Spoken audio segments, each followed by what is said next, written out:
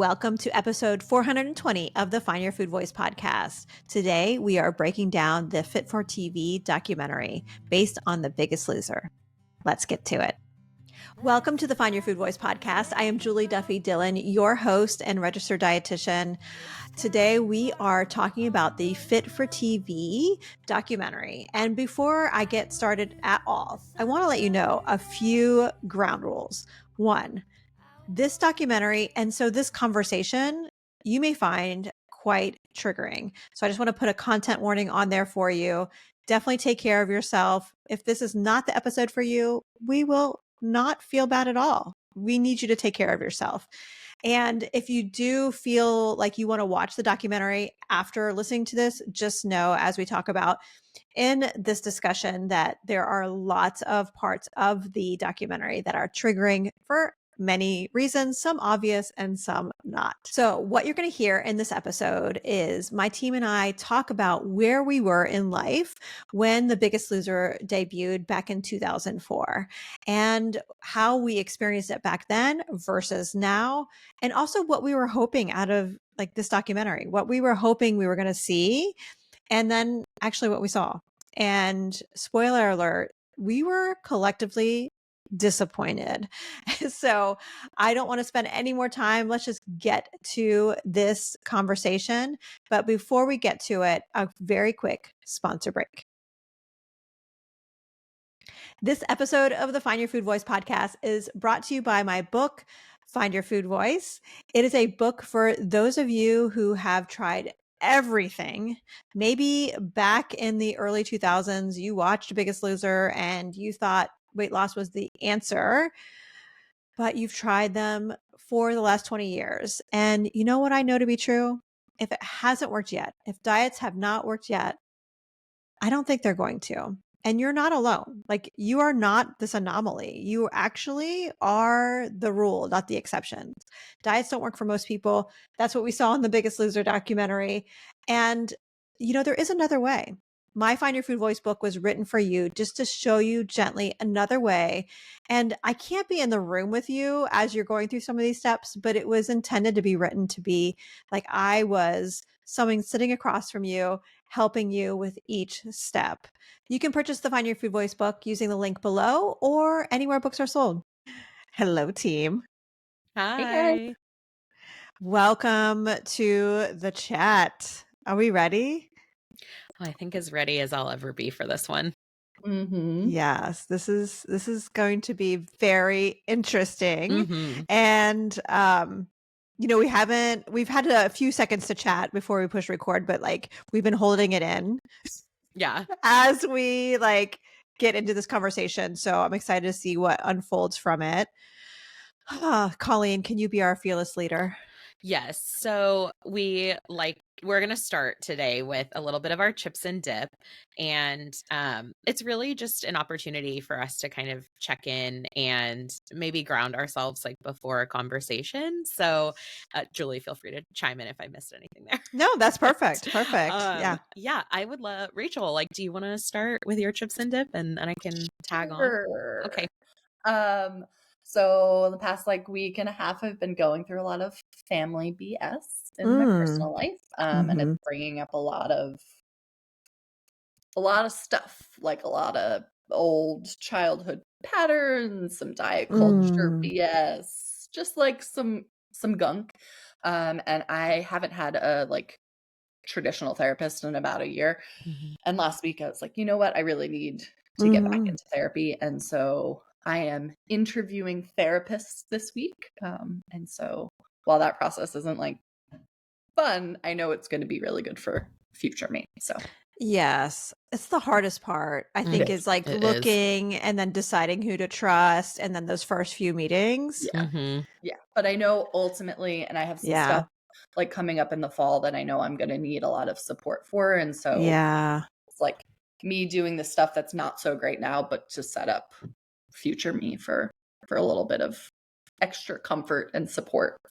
Future Rachel is going to be so happy. Future Mhm. Rachel is going to be so happy. Or at least at ease, more at ease Yeah. with the dynamics. Yes. Yeah. Good Yeah. for you. That's hard Yes. work, but good work. Also, Yes. like that self-awareness is just Mhm. such a gift. So yeah, I'm Yes. so glad that I like will also shout out my support system that gently reminded me over and over again, hey, maybe you should see a therapist again. I love it. That is so great. It's good we have people like that in our life that can Yes. like, gently remind us, hey, Yeah. Hey, you don't have to yeah, just sit here and flail. Yeah. Yeah. exactly. Yeah. Exactly. Oh, yeah, I feel like I feel very similarly to you, Rachel. Like I am in a spot right now that there's some decisions being made, not about my body, but like some things going on in my Mhm. personal life too that are bringing up a lot of like diet culture BS from like way back in the day that's like really got me. I don't know. I feel like I'm getting pulled back under a little bit. And not to say that Mm. like I don't know. It's hard. I guess it's really nuanced because I don't feel like I've had this strong of a pull in a really long time. And I've been talking to Rachel about that too a little bit. But it's like, Good. man, I feel like everyone around me right now is on a GLP-1. And they're Mhm. just so prevalent, like in media and like even in advertisements, like on the radio, and it's like they're everywhere. And then I talk to a friend and like they drop out of nowhere that they're on one and I'm like, "Wait, what?" Like and it's just Oh. like it's one thing after another. And then someone close to me is also like going through something right now and making a decision or a choice about their body that is having some effect on me. So I think my chips and dip is really just grounding myself in that regardless of what someone else decides to do with their body, the they're telling themselves a story and addressing that story for them, but that doesn't mean that it's telling me a story about my body. And I think Mm. that Mhm. I'm just really trying to ground myself in that. And it's like the story that I'm telling myself is different than my own reality.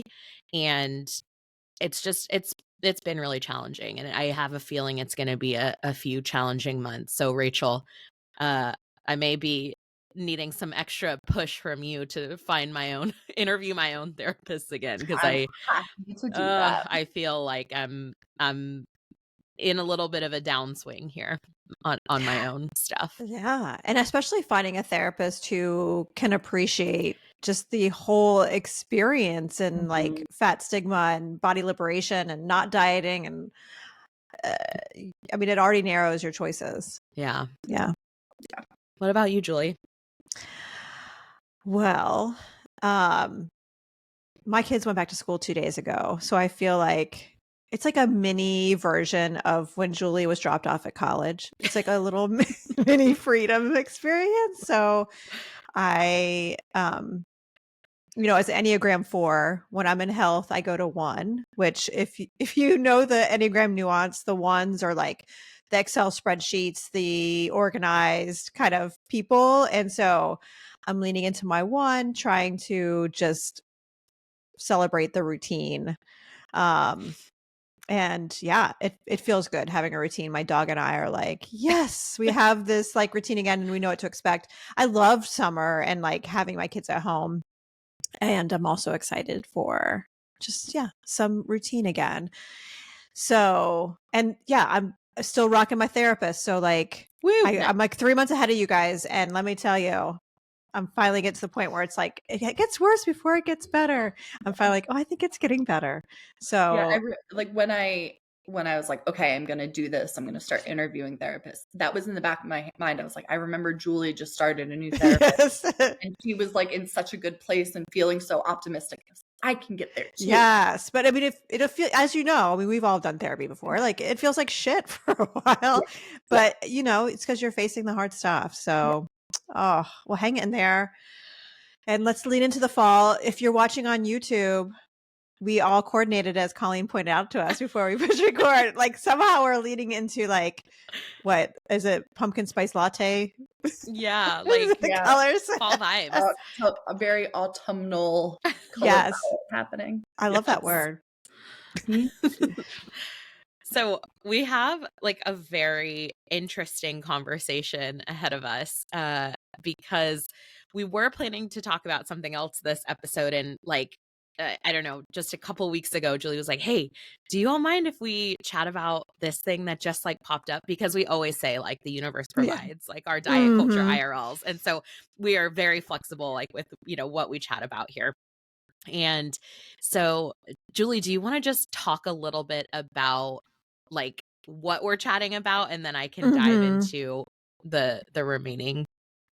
Yeah. So we are chatting about the Fit for TV documentary, which is based on The Biggest Loser that debuted over 20 years ago.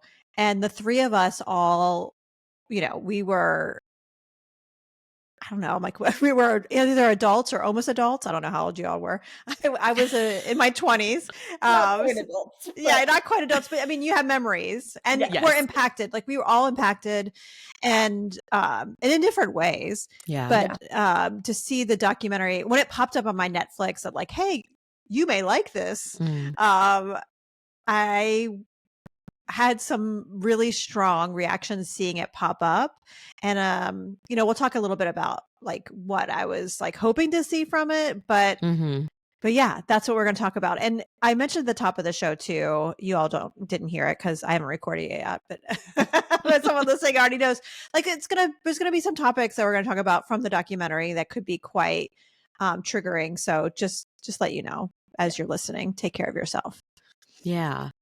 So to that point, when Julie asked, first of all, if we could watch it, I thought to myself like, yes, except I don't have Netflix. So there's one Mhm. barrier for me. And I got rid of Netflix I think like about 6 months ago now, just because for those of you who are maybe listening for the first time, I am a mom of an 18-month-old, and I don't have a ton of extra free time to watch Yes. Yeah.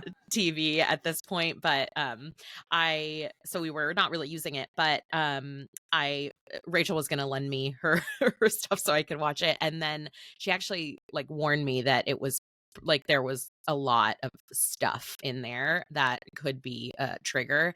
And just right now with where I am, I was like, I think I need to just not watch this right now. Actually, I've got enough of those around me, and I'm trying to like kind of navigate them as best as I can. So the question that I want to pose, I guess, to everyone, and I can talk about my thoughts, is, you know, what we were hoping to see in this documentary. And because I didn't watch it, I think in my mind, I'm going to start with what I'm hoping to see and then let you guys kind of dive in. But I am hoping that they kind of assess maybe the harmful narratives that came up with this type of show, and how it could be perceived now as, you know, maybe super problematic, or you know. And so that's kind of what I would hope to see, and maybe some storytelling around people who you know, were on the show, or, you know, things like that, and what kind of effect it maybe had on them,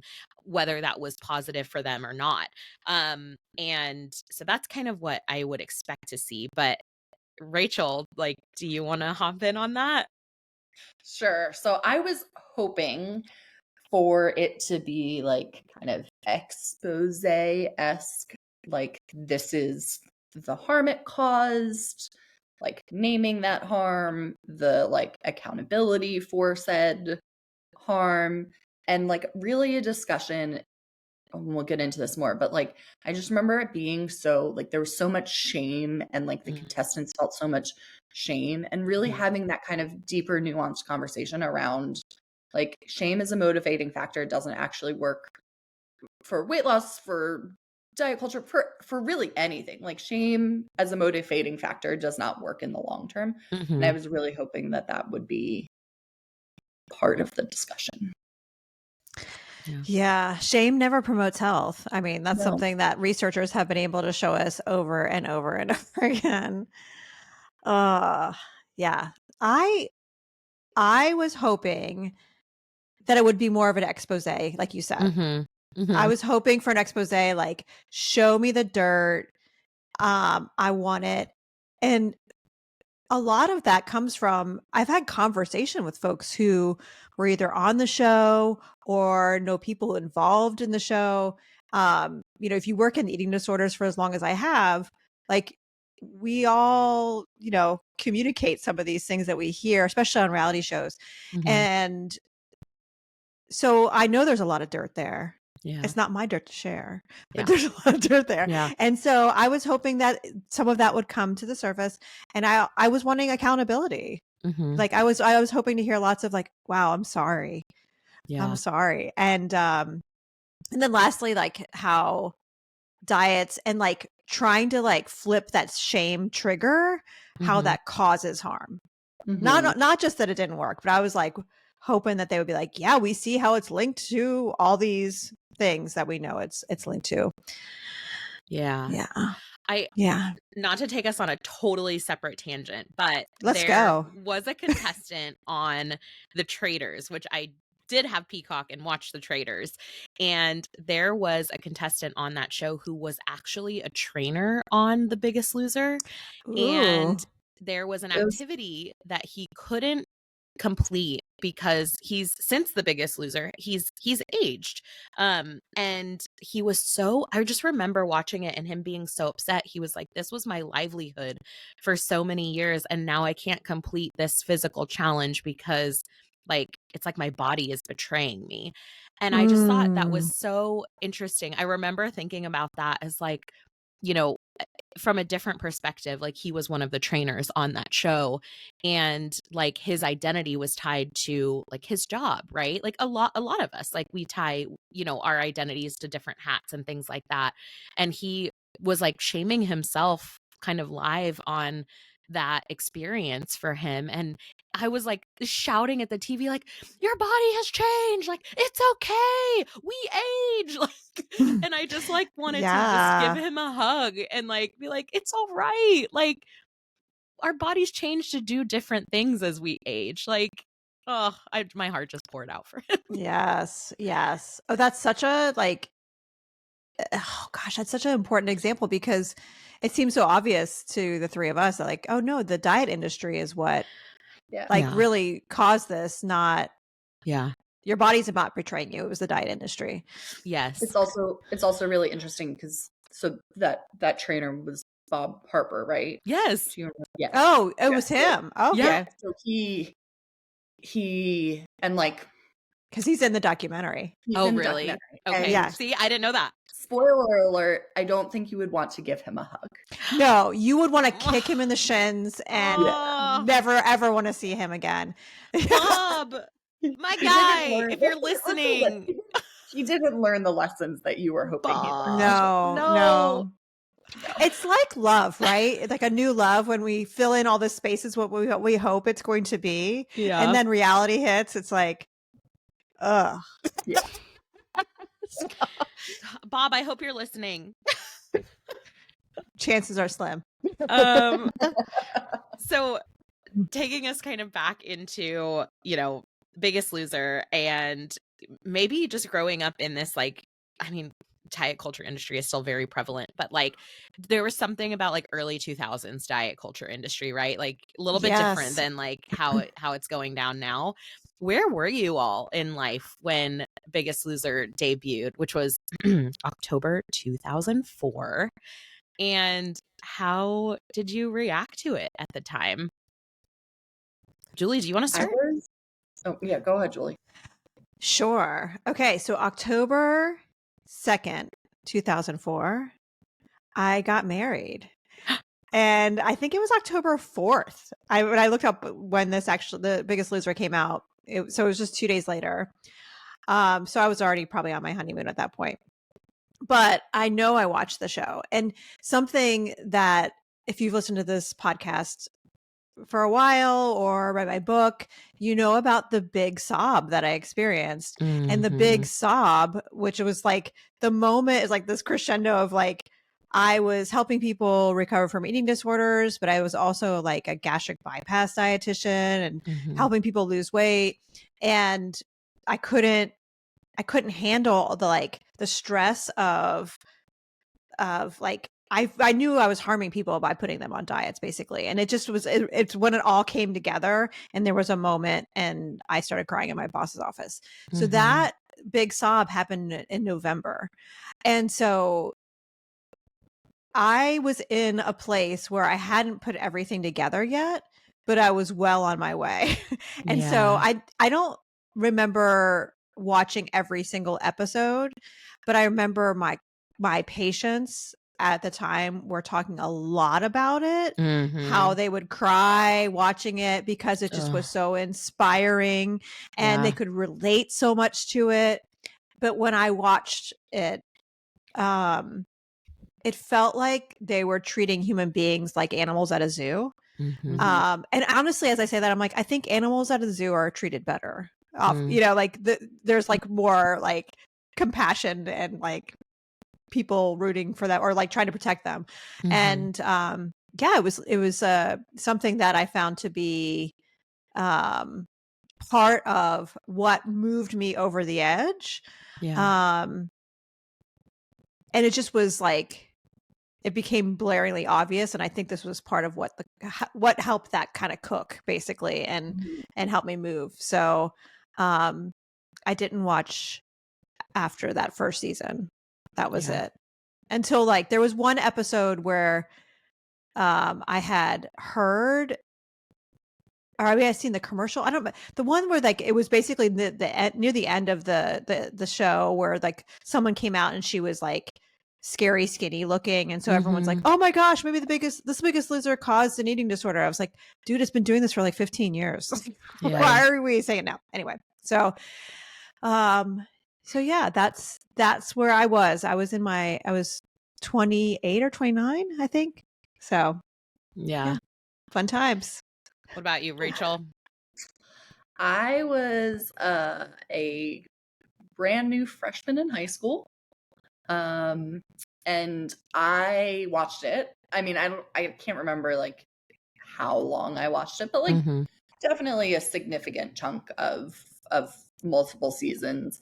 And I was one of those people at the time, like I remember it feeling very aspirational to me. Like this, like, oh, if they can work out for that long every day, I can work out for that long every day. And it definitely was like feeding and encouraging some like deep eating disorder behaviors in me. And like, I mean, those seeds had already started to be planted, but like really was encouraging those seeds. And at the same time, I remember watching it and feeling almost better about myself because it was like, I'm not as big as them. Oh yeah. And I had that like that dual, this is inspiring, and like I too can like lose weight and do these things, but almost like this kind of superiority, like I'm better than them because I'm not that big. Which like looking back on that and reflecting on that, it's like obviously like very fucked up. And you know, especially as a 14-year-old, that I was already having those thoughts. But yeah, that's where I was as a 14-year-old watching this. Yeah, I hope you have compassion for yourself too, with like recognizing all that, because you were doing what you were trained culturally to do. Yeah, absolutely. Yeah. If anything, it just like makes me angrier. Good at the system. Yeah. Ugh. This again, like this, even just talking about this, like, brings up a lot. 2004, I was in middle school, and my dad worked nights at the time, so it was oftentimes after school, just me and my mom. And my brother is 8 years older, so really it was just the two of us in the house. And so we kind of had our little routine, right? Like after school, come home, like homework, snack, mom cooking dinner, and then it was like Biggest Loser time. And for a while, we also felt that same like inspirational, like, oh wow, like it just must be so hard and look at how hard they're working. Like, I just remember, though, at some point, I don't know what episode, or even like, I just have the memory in my mind of this like coach, I don't even know which coach, but like screaming at this person just sobbing and being miserable. And like, I think even I've always been an empath, but in that moment I was like, this is not okay. Like, I don't know, it Mhm. just like something in me was like so sad. And I remember like talking to my mom about it and being like, they're miserable. This is miserable. And like, they're not enjoying this and they're doing it on national television. I was like, Mhm. I just felt like this immense like sadness for these people like on this show. And I don't know if it was my mom or if it was me, but one of us was like, yeah, I don't really want to watch the show anymore. So we didn't actually, I think, ever finish watching it. Or like, I don't know if we ever finished a season. Maybe like we did some of, because they did weigh-ins, right? And like aired those out, like how Mhm. much they had lost, or whatever. And but I just remember like being like, yeah, it was really miserable for them to get there. Like, even though like everyone was celebrating them and they always like hyped it up, it was like, but like, was the journey worth it? Like, I don't know. Right. Like, so, and I mean, don't get me wrong. Like, we had plenty of other messed up conversations about food, diet, like exercise, all Mhm. those things. But like, I think just the people aspect of it for me, like really hit like home. And I was like, this Mm. is not the show for me. Like, cause it just made me sad. It made me really sad. Mm. Especially at a young age. That's really interesting. Yeah. You're so wise, Colleen. I Even little know. baby Colleen was wise. Yes. I don't know that I knew why it was making me sad. I just felt bad for the people like on there. Well, if So, you're in but now middle looking back school, at it. yeah, like middle school is the time developmentally where like our amygdala gets to be full size and the rest of our brain hasn't finished it's like it's still like a baby brain. And so Yeah. like sadness and like emotions can be so intense. Yeah. So Oh it yeah. sounds like you felt it. I Yeah. really did. Yeah. I felt like, and Mhm. I think like, even beyond that, like even now, I'm like, I'm a super empath. Like, if someone's telling me a Mhm. story and they like start to cry, like I start to cry. Like, it's just, that's just Mhm. one of my weaknesses and strengths. Yeah, but like no, you could tell that people were in pain and Yes. that was not okay. Yeah. Yeah. Yeah. Yeah. Um, yeah. So I guess as we move into this conversation further, for those of you that watched it, because I didn't, what did you get out of watching this documentary, Rachel? Honestly, not much other than like it was pretty triggered by it. Like Yeah. I had to like take breaks watching it. Like I powered through and watched the whole thing yesterday. But it was rough, and I don't honestly think that they said anything about the show that we didn't already know, that like hadn't already been exposed. And I was really disappointed, especially in the last episode, because it still felt like the conclusion was like, well, while the show wasn't like the best way to go about it, and like, maybe it was a little too extreme, like being fat is still bad and quote unquote unhealthy. And like the ultimate goal is still weight loss. Like all of the contestants that they interviewed, for the most part, like no, I think to like a T, all of them were still like in diet culture. Like there was Mhm. no, and there were hundreds. I mean, there were 18 seasons of it. Like there were hundreds of contestants, Mhm. and it feels intentional that they picked who they Mm, picked to be a part, like to be interviewed. And I also think two more things. The end like screen was statistics about obesity. It was like in 2004, blah blah blah. Like the O word like rate was X in America, and in 2025 it's X, and like it had gone higher.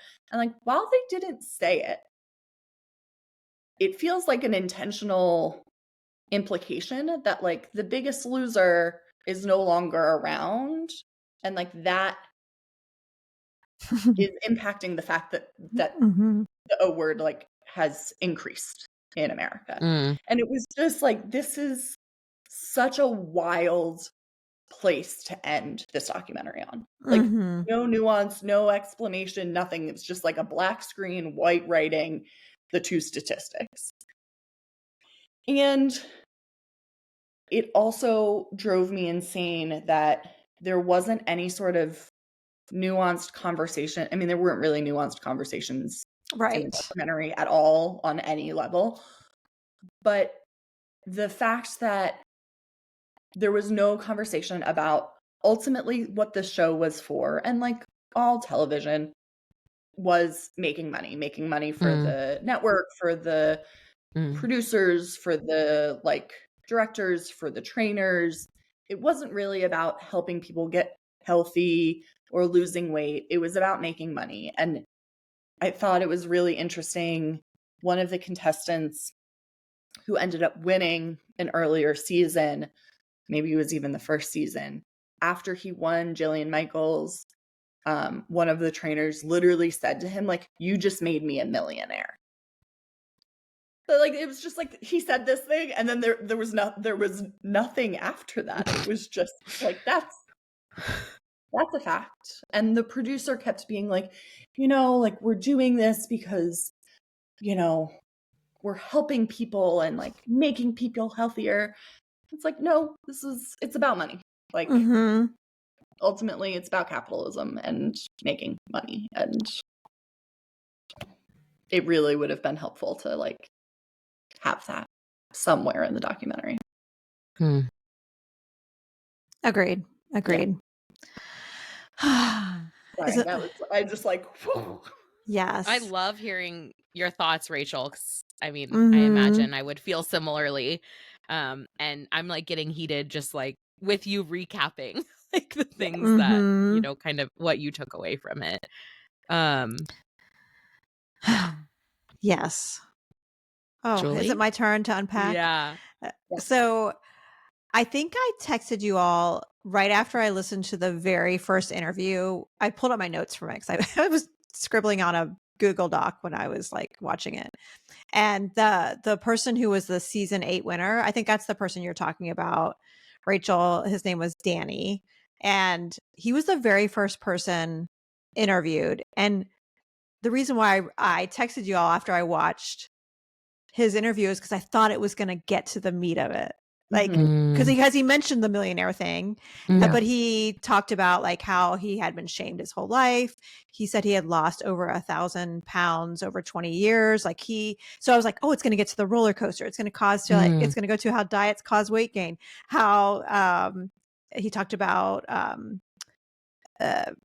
basically being teased and how harmful that was. And he was thinking about the show as like saving his life.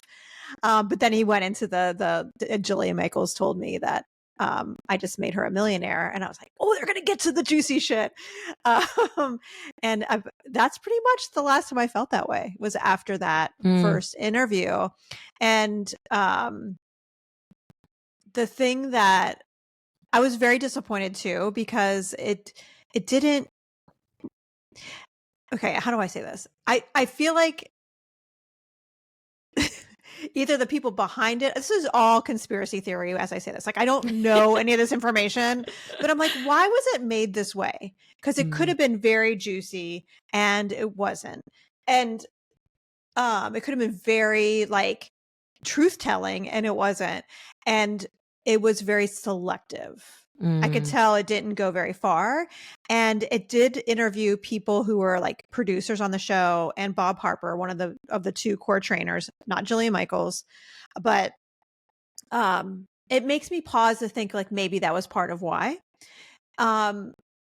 Because they were able to get some of the people really heavily involved in the show and behind the making it and made the money from the show. Is that why it didn't say that much bad?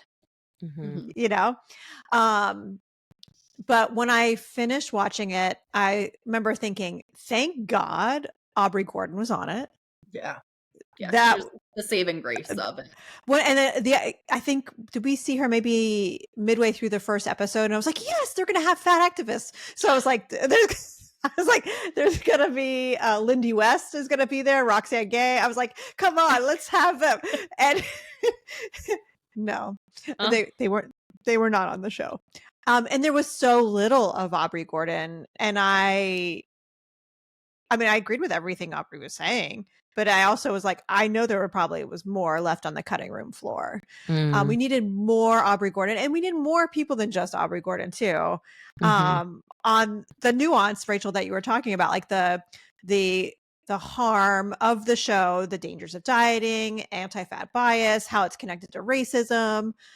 There was some time on how most people regain the weight. Like they named the Biggest Loser study, but they really like poo-pooed the Biggest Loser study. And the way that the way it finished is like still like it seems very 2010 diet culture. Like it wrapped up with this like vibe of like, I need to love myself enough to lose weight for me. Like that's how every contestant was interviewed, and even if they were talking about these negative experiences on the show, they were like, well, now I'm at the time where I need to love myself enough to lose weight for me. And a lot of the contestants were able to talk about the money side and the problematic side of it, but they still couldn't they didn't show them talking about how like harmful the show was in some long-term ways. And that's the other thing that I've been privy to is some contestants talking about how it has caused autoimmune disorders for them, and eating disorders too. You know, there was one person on the show or on this documentary who named that they came home with an eating disorder and never had one. But I know there's more than just that one person who experienced that. So there was, it kind of felt like more weight loss propaganda more than anything. And I'm like, what are they teeing up? Is this going to be, are folks on there going to be the GLP-1 spokespeople that we're going to be seeing, you know? And I thought it was really interesting and did feel very out of place. There was, in that last episode, there was like a few minutes where all of a sudden, like all of the interviewees were talking about GLP-1s and like the magic of GLP-1s. So it's like, where, like, it just felt very like shoved in there, and that it didn't really, I mean, it fit. Yeah, what's it prepping us for? Right. But it did feel almost a little bit like, to your point, like, is this prepping us for the Biggest Loser branded GLP-1? Why not, right? Yeah.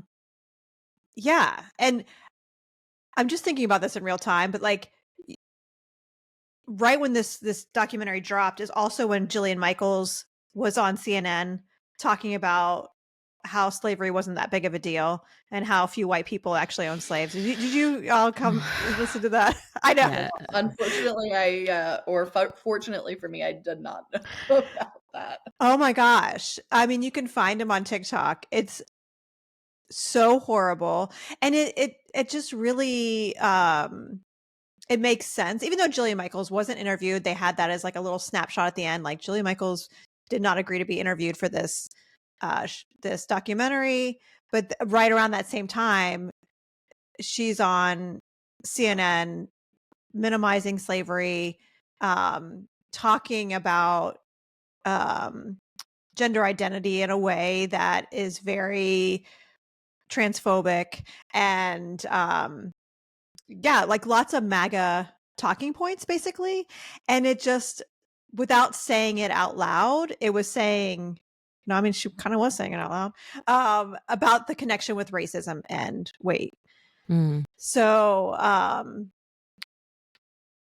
that's what I think, if maybe someone can do a better job at this kind of documentary and a real expose and like and connect all these dots that are just hanging there so visibly to the three of us, like to show how harmful this was and how it is connected to oppressive systems. Alas, it didn't happen in this one. I think something that we all do when we see things like this, and I want to name this, Julie, because you also said, you know, every time I thought about this, like I kind of questioned this, or I thought about this, is just really using our critical thinking when we see this type of content, right? And I think, you know, that's a helpful reminder to me too, when I see an advertisement or something for a GLP-1, like question, okay, who's paying for this? What benefit is this truly giving to a person? You know, really asking those tough questions, those critical thinking questions, because chances are the answers are maybe not at surface level. Like maybe it's a little bit deeper than we're thinking about, you know, on that surface. And I think just as content like this kind of comes back around, like I saw it was a great Instagram post the other day. I wish I could remember who the content creator was. If I think of it, I'll make sure that it gets dropped into the show notes. But it was like a side by side of a celebrity, you know, potentially at a higher weight body. Generally, all of these celebrities were people who identify as women. And then there would be all these comments about how this person looked in this higher weight body. And then on the other side, it was like after they had announced they were potentially on a GLP-1. And then it would be all these terrible comments about like them needing to use a GLP-1 to get into a smaller size body. So it's just like, it was a really great visual about like, man, people like who identify in a higher weight body, it doesn't matter what we do, right? Like we're damned if we do, we're damned if we don't. Like so I think just to like take it back to that critical thinking and remind yourself of like, you know, what are my values? Like that is at the base of like what, you know, what makes me a kind human to another human being? Like what I don't know. I just feel like there's just so much more space in our world for that kind of kindness and like a humility and just, you know, some more critical thought about like what's actually happening really under all of these layers of what we might see on the surface. Yeah. Yeah. I wish the people who made the documentary were using those critical thinking skills. That may be a little unkind that I'm saying. I don't think it's unkind. I mean, So, yeah. As we wrap up our conversation today, how do we flip the script? Like, how do we make things better? Do you want to go first, Colleen, or you want? Sure. What do you want to do? I think that I touched on it a little bit. I think some of that kindness can really help, and whether that's even just starting with your own self, I think that helps fill our cup a little bit more for that kindness to kind of flow over. But I also think that in this particular case with this, you know, from what I'm hearing about this, because yeah, I did not watch it, but I really wish there was some option for, you know, anyone who was on that show before to come on and share their true, like, you know, true experience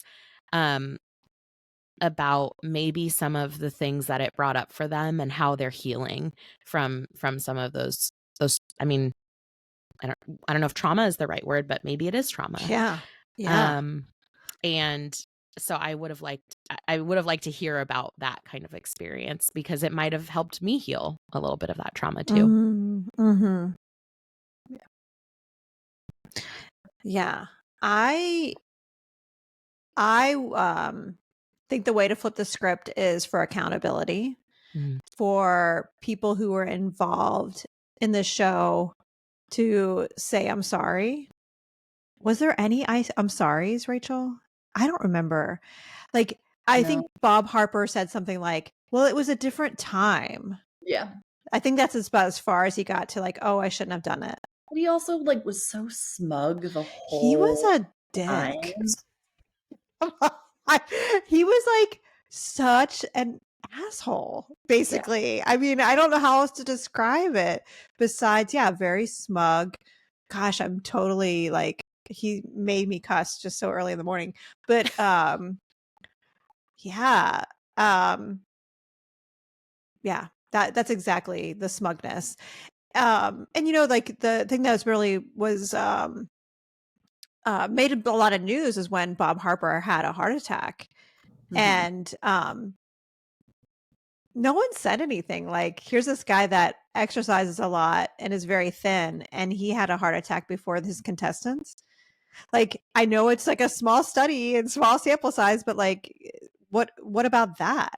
And of course, people are going to say, well, that's just like a genetic or something like that. But I think that right. And again, like, they could have talked about this, maybe the fact that, the fear mongering of like, well, you're in a higher weight body, so therefore, like, you're going to have a heart attack, you're going to get diabetes, you're going to have high blood pressure, all of these things.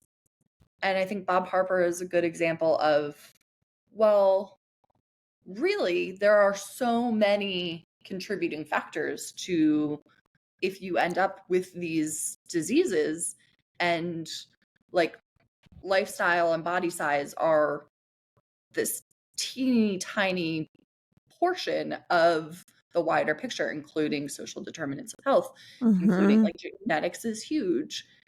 And so losing weight is not this like guarantee that you will be healthy. And it may even actually make matters worse. Exactly. Yeah. That's such a great point. Yeah. Yes. Yeah, like none of us are getting out of here alive. Like there's no cure to death. And so we can take care of ourselves and promote health, and also like we can take care of each other. Yeah. To promote health. And yeah, I wish there was more on that. And the other thing, like the way that I think that this could have been a better documentary, like how we could flip the script on it, is like include more fat activists, more Aubrey Gordon and and other people. There's so many people who have studied this, who have lived this, and don't be afraid of the conversations that are messy and not finished. But I think that's a really hard thing for the United States. It's to like show our cards, like to admit fault. I think collectively it's just not something that the country we live in, those in power like to do. So that's the way it felt, like just more of that same old bullshit. So like, why not just leave it messy? Because it's a fucking mess. And it has to be a mess in order for us to take better care of each other. Yeah. What about you, Rachel? Yeah. I mean, I think it's a lost cause. No, I mean, I don't think it's a lost cause. Like, I think we've talked about a lot of things that could have improved the documentary, and I think that, yeah, accountability was the number one thing. I think that, like a small thing in talking about like improving the show, not necessarily the documentary. I think maybe it was the contestant Danny again had said something like, well, we asked, could there be some sort of aftercare for, finish this show and you've been working out 8 hours a day and you're in this bubble. Can we have some like mental health support, some like nutrition, some sort of aftercare to help ease the transition back into real life? And they're like, no, we don't have the money for it. They have like retreat centers. Remember, they had like all that stuff.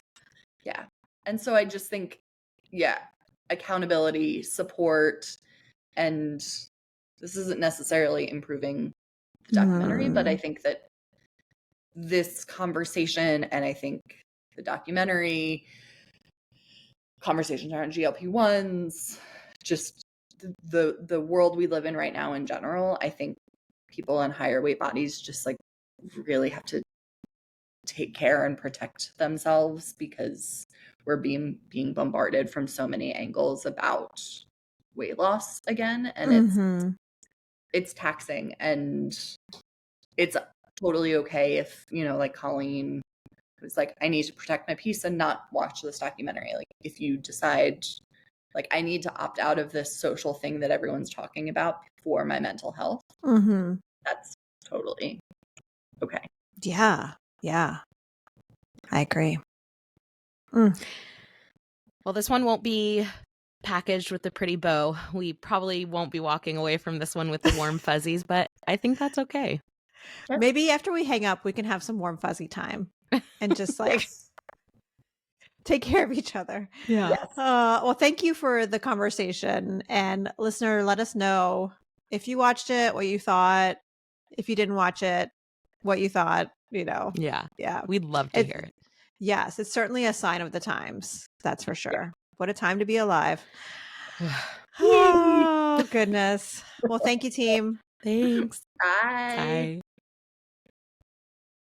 So there you have it. I hope you'd enjoyed this episode of Find Your Food Voice with me and the team. Take care of yourself after listening to this one. And like I said earlier, I hope you can let us know what you thought about the documentary and what you wish they included, what you got out of it.